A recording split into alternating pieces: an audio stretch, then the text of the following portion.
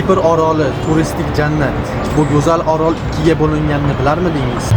1960-yilda Kipr Britaniyada mustaqillikka erishadi. Ammo bitta davlatda ikki xalq bor edi: turklar va greklar. 1974-yilda Kiprdagi greklar Gretsiyaga qo'shilish maqsadida to'ntarish e'lon qilishadi. Ammo bunga Turkiya qarshi chiqib, bu orolga qo'shin yuboradi. Shundan keyin davlat ikkiga bo'lingan. Hozirgi kunga kelib esa Janubiy Kipr Respublikasi bu Yevropa ittifoqiga qarashli. Shimoliy Kipr esa faqat Turkiya tan oladi.